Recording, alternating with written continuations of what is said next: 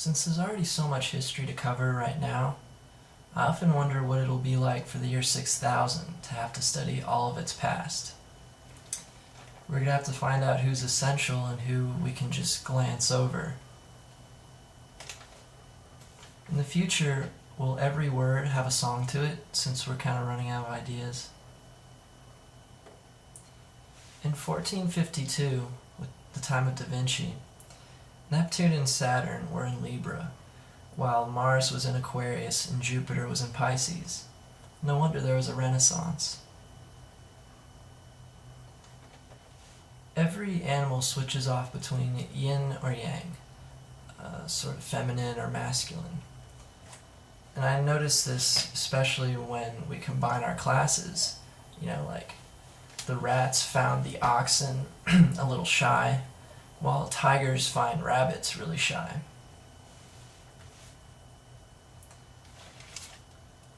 People think that the more you read, the less you think for yourself. But it's actually just the opposite. We have more advice to sort out for ourselves. We have to think more. If we're in the Matrix right now, and my pet cat is really artificial intelligence, then is that proof that we can learn to love robots, man-made substance?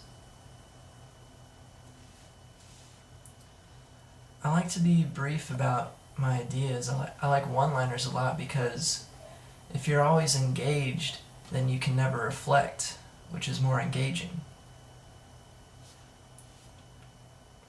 Some think that the abolishment of objectivity in quantum mechanics observer effect is a sign of weakness. Actually, subjectiveness is the greatest sign of power. The film Knocked Up finally combined crude humor with, deep undertones. Even the fast pace is noticeably put just in the right order. Turns out that the writer-director is a Sagittarius, the last fire sign whose verb is to philosophize. Catherine is on the Sagittarius-Scorpio cusp, and her sister is a Scorpio pure. The characters Ben, Pete, and Jay are all Aries, the very first fire sign, while Jonah is on the Sagittarius Capricorn cusp. The character who chooses not to shave his beard is Leo, the middle fire sign. In short, the energetic pace of this film, I believe, is heavily influenced by their astrological signs. The verb for Gemini is I think, while the verb for Aries is I am. Descartes' chart has 4 planets in Aries and Mars in Gemini. Nietzsche once called him superficial, probably because 8 out of his 10 planets are all in the first zone of the zodiac, Aries through Cancer, the emotional side.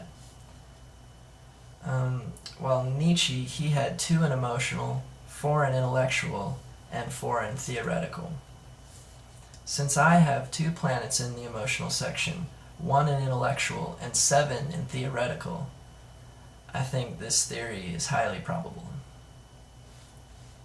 It's also funny that Nietzsche, being the sign of the scales, is really known for his passage in the gay science called The Greatest Weight.